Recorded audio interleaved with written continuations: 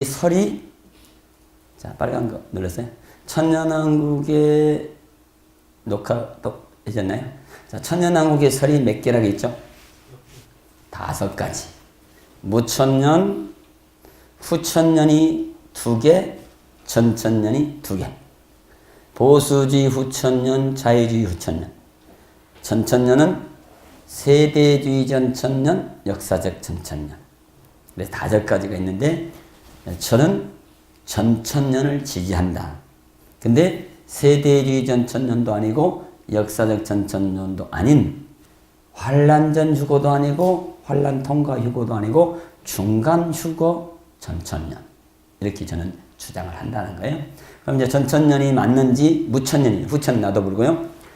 전천년이 맞는지 무천년이 맞는지 2가지 갖고 이제 싸움을 하는 거죠.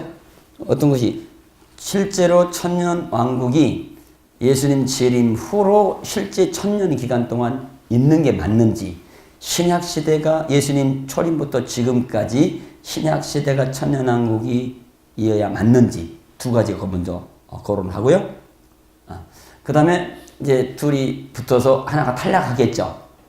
무천년과 전천년 이제 둘이 싸움하면, 저는 무천년이 패한다고 보는 거예요. 이제 조목조목. 그래서 무천년이 패하면 이제 전천년이 이제 승리를 해요. 결국은 뒤로 가면 하나씩 조목조목 비교 분석하면 전천년이 맞는데, 실제로 재림 후에 천년왕국이 있는 전천년 중에서 2가지가 있다 그랬죠. 세대주의냐 역사적이냐, 환란전 휴거냐 환란 통과 휴거냐, 이렇게 학설은 정해지는데 중간에 휴거가 있다고 하신 분도 있어요. 주장 아까 봤잖아요. 3가지 휴거, 환란전 휴거, 환란중 휴거, 환란 통과 휴거, 이 3가지를 하면서 설로 보면 역사적 전천년이 맞냐, 세대주의 전천년 맞냐, 중간 휴거설 전천년이 맞냐 라고 이제 축소시켜서 이제 이것에서 무슨 설이 더 성경적이다 라고 하는 것을 추론하는 거예요.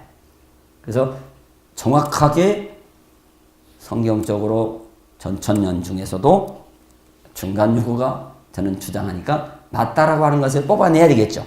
아니라고 하는 것도 반증을 해야 되겠고, 그러겠죠? 근데 이것이 맞다고 하려면 일방통행이 아니고 아닌 저쪽의 사건은 왜 말이 안 된다고 하는 것을 반론을 제기하면서, 이렇기 때문에 저쪽에 주장하는 것은 말이 되지 않는다라고 얘기하면서 자기의 주장하는 것이 성경적으로 맞다고 하는 것을 성경적으로 증거를 해야 될 거 아니에요? 증명을. 그런 식으로 끌고 가는 거예요. 그래서 천년왕국설을 정리해보는 하는 겁니다. 이제 천년왕국을 아는 이유는 오전에도 얘기한 것처럼 천년왕국이라고 하는 것을 정확하게 이해하느냐에 따라서 계시록 전체 푸는 방법이 다르고, 그 다음에 이 천년왕국에 대한 확실히 대안이 있고, 여기에 대한 이제 천년왕국도 방대하거든요. 누가 왕 될 것이며 뭐 이런 것들, 어디 살고 있는 것들 많은데, 천년왕국에 대한 마음속에 그런 소망을 가지면 신앙생활을 잘 할 수 있는 동기부여가 된다는 거예요. 그것이. 신앙생활을 잘하도록 만들어주는 소망이 주어진 그런 개념이기 때문에 뭐 지식적으로 아는 것으로 끝나지 않는다는 거죠. 자, 그러면 이제 22페이지. 자, 커피 마셔서 안 좋을 줄로 믿고.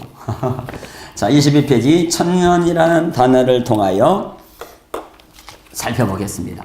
자, 첫 번째 타이틀이면은 천년왕국에 관련한 다양한 주제들을 다루며 천년왕국의 실체들을 살펴보도록 하겠습니다. 첫 번째가 뭐냐면 천년, 그러죠? 천년이라는 단어를 통해서 한번 살펴보는가요? 계시록 20장을 보면 2절부터 7절까지의 천년이라는 단어가 절마다 나와서 6회가 기록이 되어져 있습니다. 그 천년이라는 의미가 3파트로 나누어져 있어요. 첫째 파트가 20장 1절로 3절, 마귀를 잡아 무적행에 천년 동안 나오지 못하도록 가둔다는 내용이 20장 1절로 3절이에요. 곧 쇠고랑으로 묶고 무적행 곧 깊은 구덩이에 던져놓고 무적행의 열쇠로 잠그고, 다음은 하나님의 인을 쳐서 봉함하여 버렸으므로 절대로 마귀가 1%도 나와서 미혹이 불가능하다는 것을 말해주고 있는 것이에요.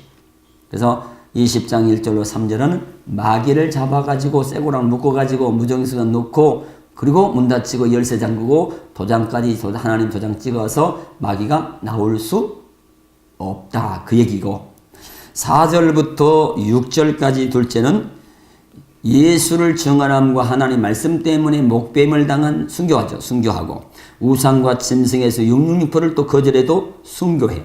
순교하여 죽은 자들이 순교해서 죽었죠. 순교해서 죽은 자들이 첫째 부활에 동참하여 그리스도와 더불어 천년 동안 왕노릇한다는 내용이에요. 그러니까 여기서 천년은 무슨 천년이냐면 천년 동안 왕노릇한다는 개념이에요. 4절로 6절 말씀은 1절로 3절은 천년 동안 마귀를 가둬놓는다는 얘기고 4절로 6절은 천년 동안 왕노릇한다는 이야기를 하고 있는 거죠. 세 절은 20장 7절로 10절까지의 내용인데 천년 동안 가두었던 마귀를 무저갱에서 끌어내어 백성들을 미혹하게 한다고 기록하고 있어요. 그러니까 천년 있다가 나온다 그 뜻이에요. 마귀가 천년 동안 가둬놓는다는 얘기는 1절로 3절이고 7절로 10절은 천년 있다가 나온다는 얘기예요. 천년 있다가 나오지 천년이 되기 전에는 안 나온다 그 얘기예요. 못 나온다는 법이야. 나올 수 없고 천년이 다 지나고 난 다음에 천년이 만땅 차면 그때 갇혀있던 마귀가 나온다 그 얘기하고 있는 거예요. 그렇다면 마귀를 가두어 두는 기간도 천년이고 천년 동안 그리스도와 왕노릇한다고 하는 기록의 내용도 기간도 천년이고 마귀가 천년 동안 있다가 나오는 기간도 천년이라고 기록되어 있으니까 그렇게 이해가 되는 거죠. 그럼 내용을 정리해보면 천년 동안 그리스도와 왕노릇하는 첫째 부활자가 왕노릇하는 기간에는 마귀라고 하는 존재는 무저갱이라고 하는 곳에서 절대로 나오지 못하고 갇혀있기 때문에 미혹을 못한다라고 정리를 하는 거예요. 성경 계시록 20장 1절부터 10절을 정리하면 천년이 6번 나와요. 근데 세 파트로 나눠서 설명하면 천년 동안은 마귀를 가두어 놓고 천년 동안은 왕노릇하고 천년 있다가 나중에 마귀가 잠깐 나온다. 그 이야기를 총정리하면 천년 동안 그리스도와 왕노릇하는 천년 왕국 세상을 거기서 나왔다 그랬으니까 천년 동안 왕노릇하는 세상에는 마귀가 있다 없다. 어디가 있다. 있어요. 있기는. 마귀가 있기는 있어요. 없어지지 않았어요. 있는데 갇혀 있다. 무저갱이라는 장소에다가 천년 있다가 나오는데 천년 동안은 가둬놓는다. 천년 동안 가둬있는 기간이 마귀가 갇혀있는 기간이 천년. 천년 동안 왕노릇하는 기간도 천년. 그럼 천년 동안 왕노릇하는 기간 동안에는 마귀가 어디가 있다는 거예요? 무저갱에서 천년 동안 나오지 못하고 갇혀 있어야 한다. 그런 풀이가 되는 거예요. 성경을 풀면. 그렇죠? 무천년에서 말하는 지금 우리가 살고 있는 신약시대, 예수님 초림부터 지금까지 신약시대가 천년왕국 세상이라면 마귀 사탄이 지금 존재하지 않고 미혹이 전혀 없는 세상이라는 것을 충분히 이해가 되도록 설명을 하여야 합니다. 그러나 지금 마귀 사탄이 없고 미혹이 전혀 없는 세상이라고 주장한다면 그 주장은 상당히 성경의 논리에 맞지 않는다는 것을 금방 알 수가 있다는 것입니다. 이 땅에 예수 안 믿는 사람도 그렇지만 예수 믿는 사람이 마귀가 없다, 마귀 미혹이 없는 죄도 안 짓는 세상이다 라고 얘기하는 사람은 한 사람도 없어요. 무천년 주장하신 분들도 그렇게는 주장 안 해요. 지금 마귀는 운운사자와 같이 택함받은 하나님의 백성들을 미혹하며 엄청난 일들로 하나님의 일을 방해하고 있으며 죄를 짓도록 유도하며 유황불못에 들어가도록 부추기고 있는 상황 속에 있기 때문에 마귀가 없다고 하는 말은 틀렸다 그런 얘기. 창세 이후부터 시작하여 지금까지 마귀 역사가 진행 중인데 마귀 역사가 없다고 말한다면 전혀 성경적으로 설명이 불가능한 일이 되는 것입니다. 계시록 12장 7절로 9절까지 말씀 보면 미가엘 천사장과 누시퍼, 마귀죠. 누시퍼가 하늘에서 전쟁하여 누시퍼와 그의 사자들을 땅으로 내쫓아서 그들이 분을 내어 땅의 백성들에게 화를 내기 때문에 화가 있다고 언급하였고요. 계시록 20장 1절로 3절은 재림하실 때 마귀를 잡아, 언제요? 재림하실 때 마귀를 잡아 무정에 넣는 것으로 정리를 할 수가 있으므로 현재 마귀가 없다는 논리는 설명이 불능합니다. 다시 말하면 계시록의 12장에서 하늘에서 둘째 하늘에서 마귀를 땅으로 쫓아낸다고 얘기했고 20장 1절로 3절은 재림 상황으로 보는 거예요. 재림 때 마귀 전동하고 그리고 짐승 적그리스도와 거짓 선지자는 유황불못을 놓고 그 다음에 마귀는 잡아다가 천년 동안 가두는 것으로 해석이 되기 때문에 지금 마귀가 어디다 쳐놓고 없다고 하는 논리는 성경적으로 증명하기가 어렵다는 거죠. 예수님 초림부터 지금까지 신약시대에 마귀가 없는 세상이라면 성경의 말씀을 정면으로 부정하는 결과를 낳게 되는 것입니다. 초림하신 예수님을 마귀가 시험했죠. 마태복음 4장 1절로 12절. 마귀가 모든 시험을 다한 후에 얼마 동안 떠나니라. 얼마 동안 떠났다 그러잖아요. 예수님께서 사역하시는 공생의 기간 동안 귀신들을 수도 없이 쫓아내셨습니다. 마태복음 8장 16절에 저물매 사람들이 귀신 들은 자를 많이 데리고 예수께 오거든 예수께서 말씀으로 귀신들을 쫓아내시고 병든 자를 다 고쳐주셨어요. 누가복음 13장 16절에도 18회 동안 사탄에게 매임받은 이 아브라함에 따라 안식일에 이 매임을 푸는 것이 합당하지 뭐 한두 가지만 이렇겠지만 예수님께서 올라가시고 난 이후에도 마귀 역사에 대해 성경은 다양하게 언급을 하고 있습니다. 예수님이 가시고 난 이후의 신약시대에도 우리에게 경고하는 마귀와 관련된 말씀이 많다는 거죠. 마귀가 벌써 요한복음 13장 2절에 시몬 아들 가룟 유다의 마음속에 예수를 팔려는 생각을 넣었더라. 사도행전 5장 3절 베드로가 이르되 아나니아냐 어째 사탄이 네 마음이 가득하여 내가 성령을 쓰고 땅값을 감췄느냐. 사탄이 가슴속에 누구요? 아나니아 속에 있었다는 얘기죠. 고린도서 2장 11절은 우리로 사탄에게 속지 않게 하려 함이라 우리는 그의 계책을 알지 못하는 바가 아니로다. 에베소 6장 11절 마귀의 계계를 능히 대적하기 위해 하나님의 전신갑주를 입으라고 하고요. 에베소 4장 27절은 마귀에게 틈을 주지 말라고 하고 데살로니가 2장 18절은 그러므로 나 바울은 한 번, 두 번 너에게 가고자 하였으나 사탄이 우리를 막았다고 하고요. 디모데전서 4장 1절에는 그러나 성령이 밝게 말씀하시고 후일에 어떤 사람들이 믿음에서 떠나 미혹하는 영과 귀신의 가르침을 따르리라 있고요. 디모데전서 3장 7절에는 또한 외인에게서 선한 증거를 얻은 자라 할지니 비방과 마귀의 올무에 빠질까 염려하라겠고요. 야고보 4장 7절에도 그런즉 너희는 하나님께 복종할 자는 마귀를 대적하라. 그러면 너희를 피하리라. 베드로전서 5장 8절에도 근신하라 깨어라 너희 대적 마귀가 우는 사자같이 두루다니며 삼킬 자를 찾는다고 하고요. 계시록 2장 10절에 너는 장차 받을 고난을 두려워하지 말라. 볼지어다 마귀가 장차 너희 가운데 몇 사람을 오게든지 시험을 받게 하리니 너희가 10일 동안 환난을 받으리라. 내가 죽도록 충성하라 그러면 네게 생명의 관을 내게 주리라. 그러므로 신약시대를 천년왕국 세상을 본다면 예수님 초림부터 지금까지 마귀의 존재와 미혹이 전혀 없는 세상을 입증할 증거 자료가 없다는 거예요. 성경 전체는 있다고 얘기하는데 무천년에서는 천년왕국 세상에는 마귀가 갇혀 있고 미혹이 없는 세상으로 설명이 되기 때문에 예수님 초림부터 지금까지 마귀 미혹이 없어야 되고 마귀가 존재하지 않고 우리 땅에 미혹을 하지 못하고 있다고 설명해야 되는데 설명이 불가능하다. 성경 전체는 다 미혹이 없고 지금까지 존재하고 있고 지금도 역사하고 있는데 마귀 미혹이 없다고 하면 해석이 불가능하다. 그러면 이제 무천년과 전천년과 이제 비교한다 그랬잖아요. 뭐 천년 동안에는 천년 계시록 20장 2절로 7절에 6번 나온 천년을 1절로 3절 4절 6절 7절로 10절 3개의 파트로 나누어지는데 마귀가 갇혀있는 기간이 천년왕국이 천년이니까 마귀가 천년 갇혀있는 기간 동안에 천년왕국 세상은 있다라고 해석해서 마귀가 없는 세상이 천년왕국이다 라고 설명해야 되는데 무천년에서는 지금이 천년왕국이라고 신약시대가 그러면 마귀가 있는데 천년왕국이라고 주장하는 주장이 해석이 안 된다는 거예요. 무천년의 주장은 마귀가 없다는 주장을 해봐라 할 때 지금 모든 믿는 사람들은 누구를 막론하고 다 마귀 존재를 인정하는데 마귀가 없다라고 할 수 있는 증명 자료를 들 수가 없다는 거예요. 그래서 무천년은 해석이 안 된다, 말이 안 되는 거다라고 지금 1라운드 마귀가 없는 세상이 천년왕국이다. 신약시대는 마귀가 있다. 그렇기 때문에 신약시대가 천년왕국이라고 하는 말은 논리에 맞지 않는 거다. 그렇다는 얘기예요. 여러분들 이제 무천년을 지지하는 분하고 논쟁을 하게 될 수 있잖아요. 앞전에도 수원에 어떤 분이 무천년 분이 오셨더라고요. 책도 쓰셨더라고요. 내가 한 5가지를 칠판에 적었어요.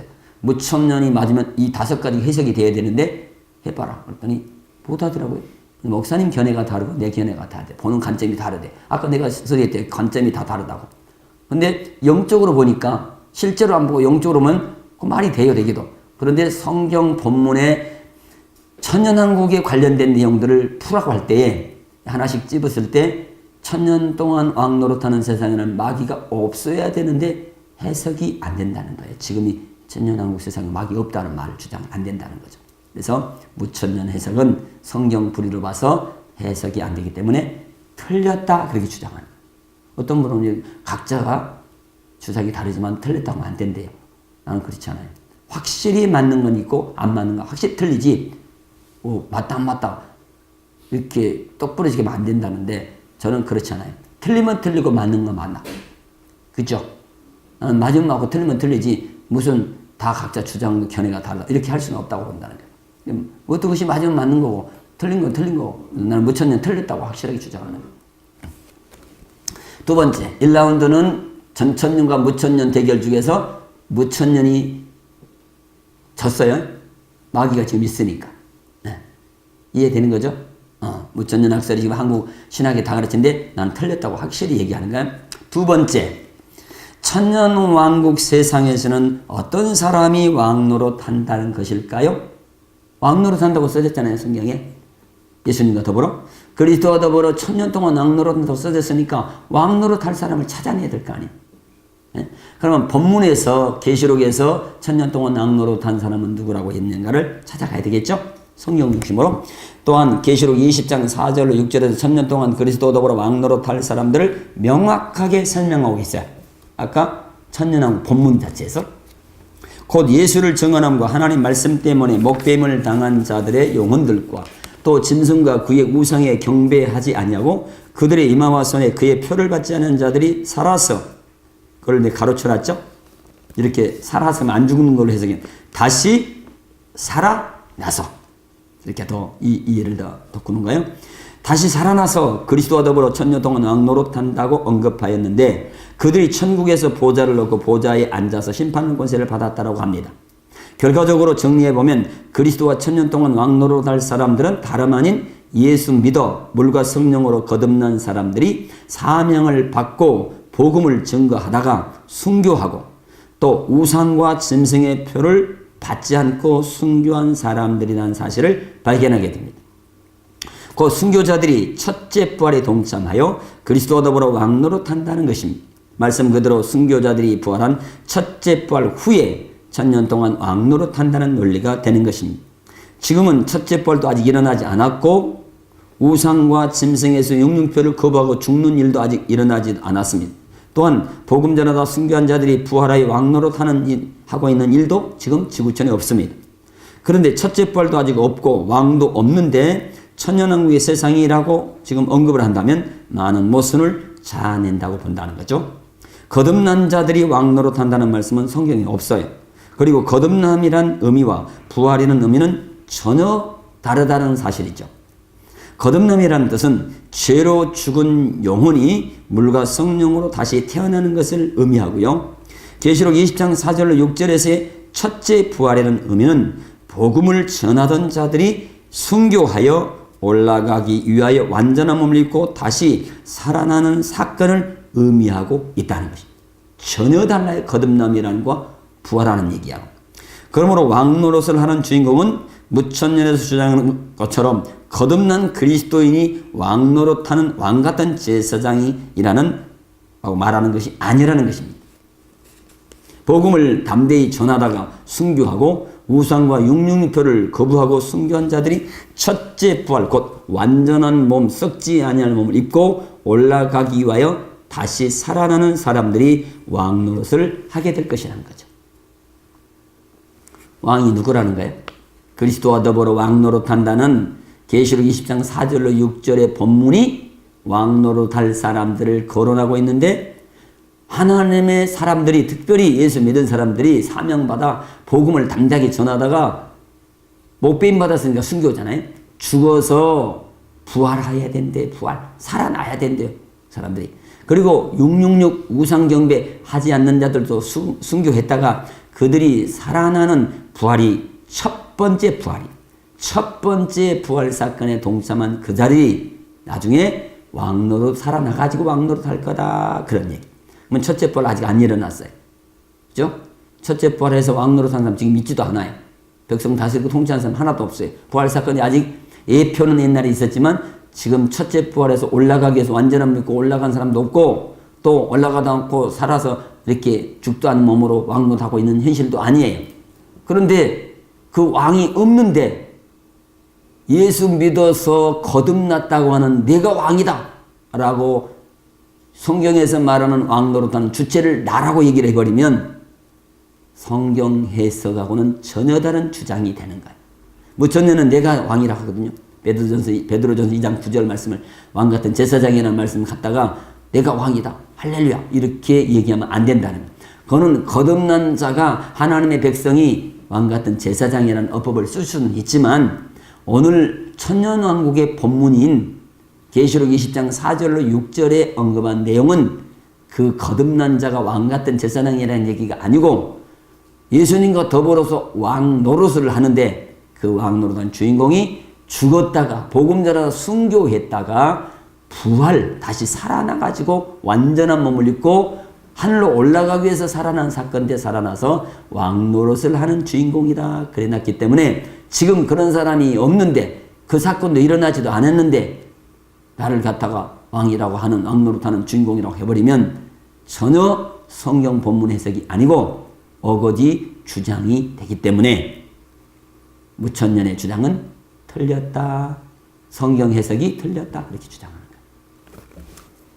이해하고 계시는 겁니까? 우리가 왕 같은 제사장은 기는데 계시록에 나오는 왕 같은 제사장 왕노릇 하는 주인공은 아니라는 거예요. 부활된 적이 없으니까. 복음 전하다 죽는 사건도 아직 없었고 또 부활된 몸도 아닌데 내가 성경에서 말하는 천년 동안 왕노릇 주인공이라고 하면 안 된다는 거예요. 성경 풀이가 잘못됐다는 거예요. 그래서 무천년에서는 그렇게 주장해요. 내가 왕 같은 제사장이다. 할렐루야. 이렇게 막무가내식으로 하는데 전혀 성경 본문과는 상관없는 주장이다. 그런 얘기야. 2라운드 무천년을 지금 주장이 틀렸다고 하는 것을 지금 강조하고 있는 거예요. 무천년 학설이 틀린 거예요. 왜? 왕도 없는데 뭐 우리 같은 사람이 왕 노릇하는 얘기가 아니니까. 세 번째 2라운드까지 이제 무천년 졌어요. 네.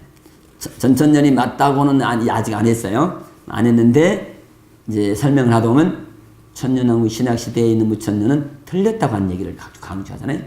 자, 세 번째 천년왕국 세상은 언제부터 한다는 것일까요? 언제부터 시작된다는 것일까요? 무천년은 거듭난 자가 왕이라고 표현하니까 예수 믿어 거듭날 때부터겠죠. 그러면은 거듭난 날짜가 동일시는 아니잖아요.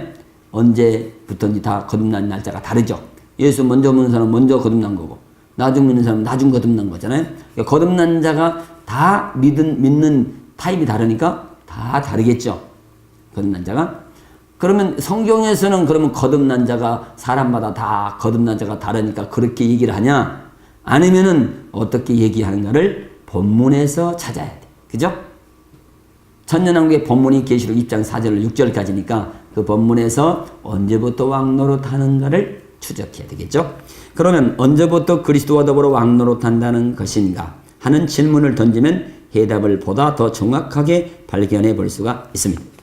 이 문제를 거론하려면 첫째 부활이 언제쯤 일어나는가를 살펴보면 그리스도와 더불어 왕노릇하는 시간적 개념을 알아볼 수가 있겠습니다. 왜 그럴까요?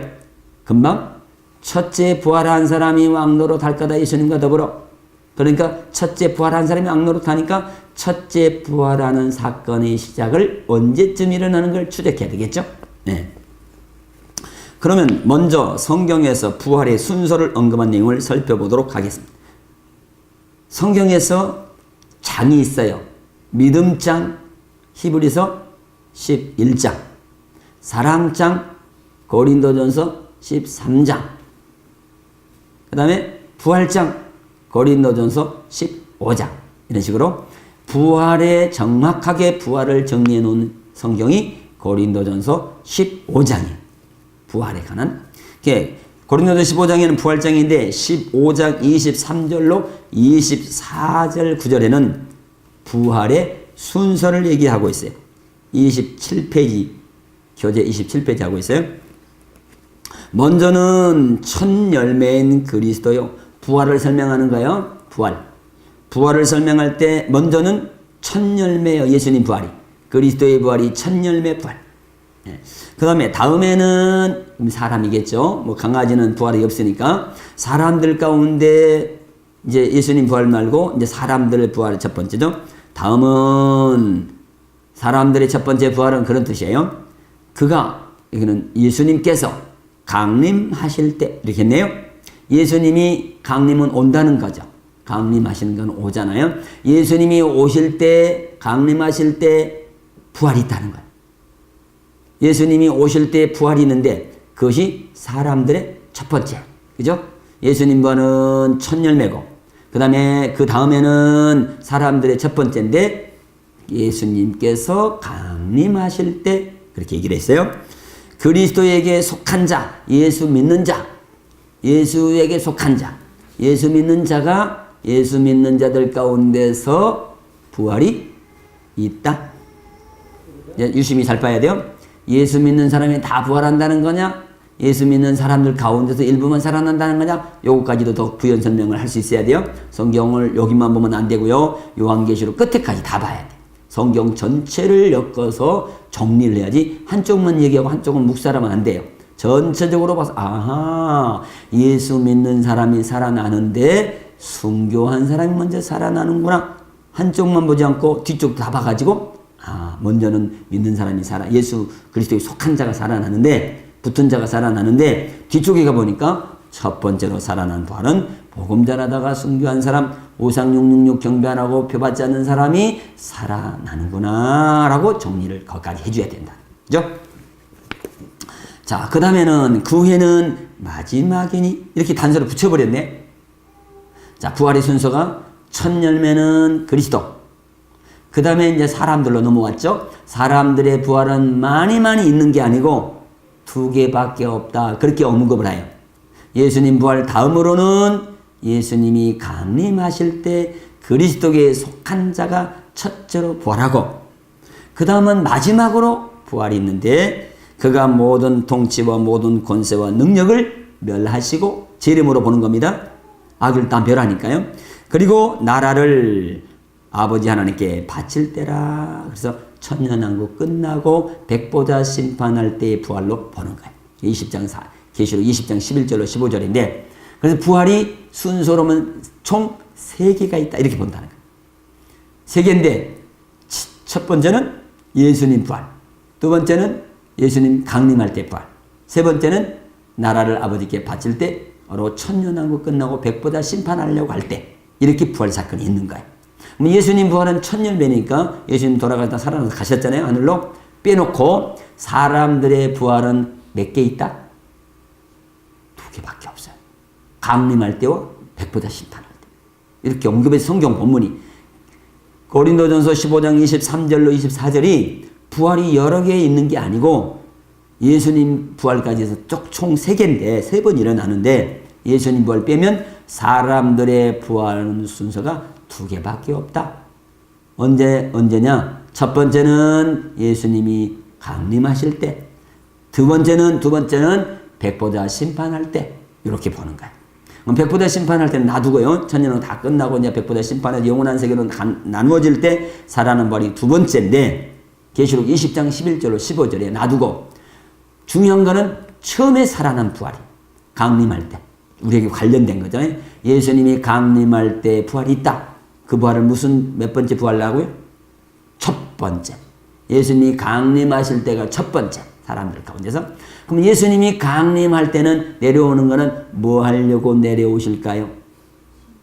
네? 데리러 오시는 거예요. 예수님이 강림하신다. 너희를 고아같이 버리지 않고 오신다는 말이 강림이요. 너희를 데리러 온다. 데리러 오니까 구출하러 온다는 거잖아요. 그 데려가는 사건은 무슨 사건? 휴거라고 하는 사건을 끌휴 가져갈 거, 끌어서 간다 그래서 휴거라고 그래요. 휴거 사건은 언제 있다? 끌어가는 사건, 휴거라고 하는 끌어가는 사건, 데려가는 사건은 언제 있다? 강림할 때 있다. 예수님이 강림한다고요. 강림. 데리러 온다고요. 데리러 올 때 데리고 간다고요. 끌어간다고요. 끌어가는 단어를 한문으로 끌휴 가져갈 거, 랩처, 하르파기 소매다. 그래서 끌어가는 사건을 휴거라고 표현하는 거고, 언제 끌어갈 거냐 그러니까 오실 때 끌어가는 거, 오실 때. 강림할 때 간다고요. 그럼 예수 믿고 죽을 때는 어디로 데리고 가요? 오늘 예수 믿다가 죽었어. 어디로 데리고 가? 아버지 집으로 내려가죠. 아버지 집이 어디 쪽에가 있어? 삼층천, 셋째 하늘. 바울사도가 삼층지 셋째 하늘 갔다 왔잖아요. 세 번째 하늘을 삼층천이라고 그래요. 그 삼층째 하늘을 바울사도는 고린도후서 12장 4절에 낙원이라고 그랬어. 예수 믿으면 강도가 낙원 같죠? 예수님 같죠? 예수 믿고 죽으면 세 번째 하늘 삼층천 낙원 아버지 집으로 간다는 거예요. 그런데 죽은 자가 살아나서 휴거할 때는 영이 가는 게 아니고 완전한 몸을 입고 가는 거예요. 부활해서 간다고요. 부활해서 데려갈 때는 강림했을 때 있다 그랬다고요.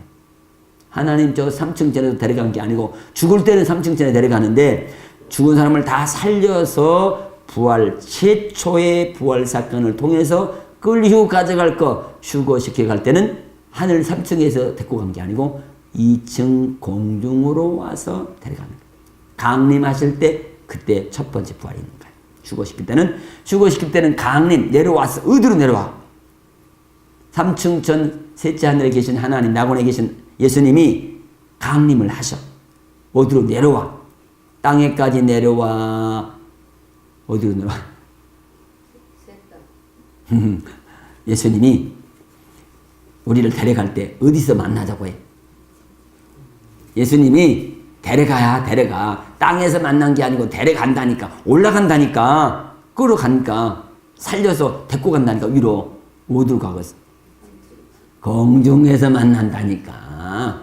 예수 믿고 죽으면 셋째 하늘 3층천에 아버지 집으로 데리고 가는데 부활을 해갖고 할 때는 와야 된다니까. 오면서 부활시킨다니까. 강림은 내려온다니까. 예수님이 저 위에서. 어디로? 공중에서 만나자고 했잖아요. 공중에서. 공중으로 온다니까. 공중으로 강림한다니까. 공중 강림. 2층으로. 3층천은 공중 아니요. 3층 아버지 집은 셋째 하늘은 3층천은 천국이고 공중이라는 표현을 안 쓴다고요. 내려오는 곳이 공중이요. 공중으로 내려와서 공중에서 영접한다니까. 그러니까 공중으로 내려와. 그걸 표현하면 2층 하늘이다 그렇게 표현하는 거예요. 공중으로 내려온다고요. 땅이 아니고 공중으로 내려와서 공중으로 데리고 간다니까. 공중에서 만나보. 그러지. 땅에서 만나보자 그래. 성경에. 공중으로 강림. 그 다음에 공중으로 끌어올려. 데살로니가서 4장에 공중으로 끌어올려. 죽은 자가 살아나가지고 산 사람 변화받아가지고 공중으로 끌어간다니까요. 공중으로 끌어올려가 휴거예요. 공중으로 왔어. 공중으로 부활시켜서 끌고 가. 끌어간 게 휴거예요. 그러니까 오는 것은 공중 강림 그런다니까요. 그리고 끌어가는 것은 휴거. 어디로 끌고 가? 공중에서 만나야 되니까 공중으로 끌어올려. 공중으로 강림하시. 공중에서 영접하신. 마귀는 공중 권세 잡은 자 그러잖아요. 그러니까 마귀가 있는 곳에 데리고 갈 수 있어? 없지. 마귀가 있는데 거기 데리고 가서 못 하겠어. 싸면 하지. 강림할 때 공중으로 강림을 하는. 공중으로 끌어올려. 데리고 간다니까. 공중에 강림하시고 공중으로 끌어올려. 공중에서 주를 영접하리지. 그렇게 성경에 써졌다고요. 네? 공중으로 강림. 오셔야 부활이 있고 부활이 있어야 휴거가 있어. 신부를 맞이하려고 데려오려고 온다고 올 때가 강림을 온다는 표현을 강림이라고 하는 거고, 강림할 때는 지금 부활이 있다고 지금 얘기하고 있잖아요. 첫 번째 부활이 강림할 때 있다고. 왜 부활시켜? 살려서 데리고 가려고 부활시킨다니까. 최초로. 근데 부활 사건 때 산 사람도 변화받아가 같이 뭘로 데리고 가? 공중으로 끌어간다니까. 이 공중 강림이라고. 왜 쓰냐고. 공중 강림이 성경이 말이 되는데 왜 공중 강림 쓰냐고 물어? 공중에 오시지 어디로 와? 공중에 와가지고 여기서 공중으로 끌어간다고 했는데 공중에서 만나지. 성경이 다 그렇게 써졌는데 무슨 공중 강림을 쓴다고 지상 재림 쓰지. 공중 강림을 충분히 쓸 수 있는 증거 자료가 다 성경에 나와 있는데 왜 공중 강림 쓰냐고 물어. 어떤 사람이 그래요. 지상재림 박사는 공중 강림 어떻게 성경도 없는 얘기를 써놓자고. 아니 공중 강림이 성경이 다 증명이 되는데 성경적으로 공중 강림 단어를 쓸 수 있는 증거 자료가 다 성경적으로 증거가 된다고요. 여기도 내가 논리적으로 증거하잖아요. 성경 있는 그대로. 예수님이 부활 사건이 있을 때는 강림한다고 써졌죠. 강림할 때 써놨잖아요, 지금. 다음에는 부활주를 얘기하면서 예수님 부활은 첫 열매고, 다음에는 부활이 누구냐 그러니까 예수님이 강림하실 때 그에게 속한 자가 붙은 자가 살아난다는 거예요. 예수님 강림하면 부활 사건이 있다는 거잖아요. 그러면 사람이 최초로 부활하면 데리고 간다니까요. 올라간다니까요. 그래서 강림은 내려온 거고, 하늘에서 3층천에서 내려온 거고, 우리는 어디로 데리고 가? 아버지 집 3층천에 있던 영혼들을 살려가지고 2층 하늘로 완전한 몸을 입을 때는 공중으로 내려오시고 공중으로 끌어간다고. 공중에서 만나는 거예요. 그죠? 공중에서 만나보자. 공중에서 끌어올려 공중에서 주를 영접한다는 거죠. 마중 오는 거예요. 공중으로. 그리고 공중으로 끌어가는 거예요. 살려서 부활시켜, 변화시켜서. 그때가 뭔 사건이 있다는 거예요? 예수님 강림하면 부활 사건. 몇 번째 부활 사건? 사람들의 최초의 부활 사건. 완전한 몸을 부활 사건. 이거를 성경에서는 첫째 부활이다. 이렇게 표현해놨어요. 그죠? 사람들의 첫째 부활은 복이 있다고 그랬잖아요. 본문에 첫째 부활하는 사건이 있을 때 예수님 강림하시는 거예요. 네. 그럼 강림하신 분이 저들을 살려갖고 뭐 한다고? 데려간다고. 어디로? 공중으로. 그 공중으로 데려가는 사건은 무슨 사건이다? 휴거라고 하는 사건이다. 이렇게 표현하는 거예요. 그죠? 그 후에는 이제 천년왕 끝나고 백보자 심판할 때 부활이 마지막 두 번째 부활. 이렇게 이야기를 하는 거예요. 그래서 여기서 정리하는 건 뭐냐면 부활이 있을 때 예수님 강림한다. 강림할 때 데려가려고 부활시킨다. 그때 사건을 휴거라고 한다. 그러면 휴거라고 하는 사건은 몇 번째 부활 때 휴거가 있다는 거예요? 첫 번째. 이걸 이해하고 계셔야 돼요. 나중에 정리를 하면서 이제 휴거하고 연결시켜서 풀어갈 때 첫째 부활과 연관시켜서 풀어가야 되니까 첫 번째 부활은 휴거가 일어나는 사건의 시간이다. 이렇게 정리하세요. 자, 그 부활을 정리하여 보면 다음과 같은 순서로 일어난다는 것을 볼 수가 있겠습니다. 그리스도의 부활은 부활이 있음을 알려주는 첫 열매적인 부활이라고 언급을 하였고요. 사람들의 부활은 첫째와 둘째의 부활이 있다는 것입니다. 첫 번째 부활은 주님께서 신부들을 데리러 오시는 강림하실 때에 그분에게 붙은 자들을 부활시킬 것이요. 그 다음은 백보자 심판하실 때를 모든 인류를 살리는 부활을 가리키고 있는 것으로 볼 수가 있습니다.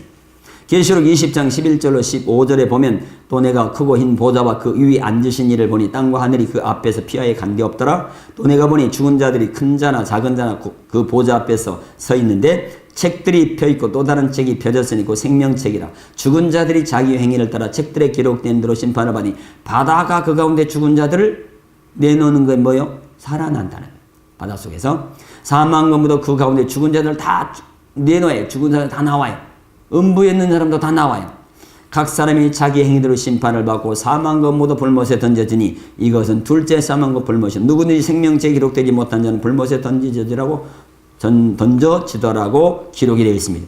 여기에는 백보자 심판으로서 두 번째 부활로 보아야 할 것입니다. 부활이 이거밖에 없다 그랬죠. 그렇다면 사람들의 첫 번째 부활은 어느 시점에 일어난다는 것인가 하는 문제를 살펴볼 필요가 있습니다. 두 번째 부활은 천년왕국 끝나고 백보자 심판 때 있으니까 놔두고요. 첫 번째 부활이 중요한 거예요. 왜 그래요? 환란 전에 휴거냐, 환란 중간 휴거냐, 환란 통과 휴거냐에 따라서 천년왕국 설이 세대주의냐, 역사적이냐, 중간 휴거설, 전천년에 따라 다르기 때문에 그리고 첫째 부활하는 사람이 왕노릇 한다고 기록이 됐기 때문에 첫째 부활하는 사건을 찾아야 왕노릇 하는 사람들이 앞에서 왕노릇 하는 것인지 뒤에서 왕노릇 세상에 있는 것인지를 분류하기 때문에 그렇다는 거예요. 그죠? 계시록 20장 4절로 6절의 말씀대로 짐승과 그의 우상에 경배하지 아니하고 그대의 이마와 손에 그의 표 666을 받지 않은 자들이 순교를 당하고 난 다음에 살아나는 부활이 곧 첫째 부활이라고 기록이 돼 있어요. 성경 본문에 20장 4절 6절 속에서. 그러면 해답은 첫째 부활이라고 하는 사건은 언제 일어나는 거냐? 우상이 등장하고 우상을 경배하지 않으면 모든 사람들을 죽이는 일들이 실행되어야 하며 용융표를 이마에나 오른손에 받으러 간 일들이 진행되어져서 순교를 당하는 사람들이 부활을 받아야 된다는 논리가 성립된다는 것입니다. 계시록 13장 14절로 15절, 20장 4절로 6절. 이러한 논리로 살펴보면 언제 우상을 세우고 경배를 요구하는 것인지 실체를 파악하면 된다고 보는 것입니다. 그렇죠? 우상을 세우고 경배 요구해. 용융표를 안 받으면 죽여. 이것을 두 가지 다 거부하고 죽은 사람들이 살아나는 부활이 첫 번째다. 이렇게 써놨어, 성경이. 그러면 이것이 언제 우상이 쓴다는 거야? 이것이 쓰는 시점을 보면 그것 때문에 죽었다 살아나는 부활 시점도 찾아낼 수 있는 거죠. 그죠? 성경적으로 살펴보면 이스라엘 백성들은 성막시대 성전시대로 옮겨져 솔로몬이 지은 성전을 제1성전이라고 합니다. 그러나 바벨론 느부갓네살의 제1성전은